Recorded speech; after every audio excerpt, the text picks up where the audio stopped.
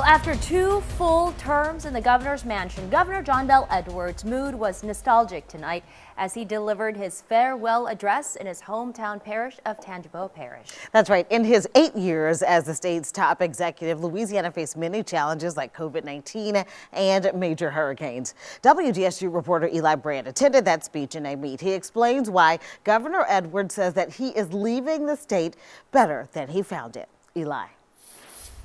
It was a family affair for Governor John Bel Edwards on Wednesday night. On the same night that he says one of his grandchildren was being born in New Orleans, he was able to give his farewell address in his hometown of Amite. He looked back over his 8 years as the governor, speaking about challenges he faced and the accomplishments he says he achieved. And in fact, I'm going to tell you, we're not just better, because in some ways that was a pretty low bar. We're the strongest and the best we've ever been. A claim made off the top of his 30-minute farewell address and repeated throughout. Louisiana's 56th governor, John Bel Edwards, touted many things he considers accomplishments in his time in the governor's mansion, including investments in education like raising teacher pay and investing in early and late childhood education, leaving the state with a budget surplus, expanding Medicaid, addressing climate concerns, and criminal justice reform. And my prayer at the beginning of this journey, and really every day since, was that of Solomon. Just give me the wisdom to know the right thing to do and the courage to do it.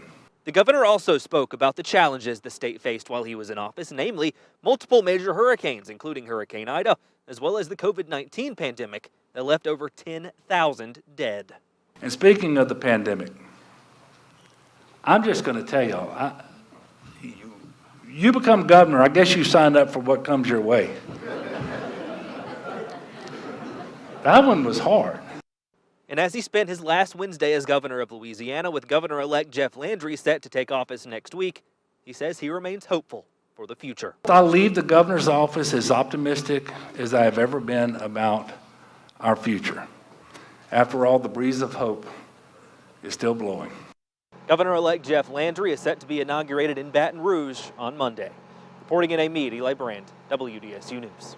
And Governor Edwards certainly has a lot to reflect on, as the past 8 years in Louisiana have been nothing short of a challenge. So we put together a quick timeline of the governor's tenure. He was sworn into office January 11, 2016 as the 56th governor of the state. He was reelected in 2019. And throughout his tenure, Edwards led the state through a global COVID-19 pandemic and through several natural disasters, 6 hurricanes, including the devastating Hurricane Laura.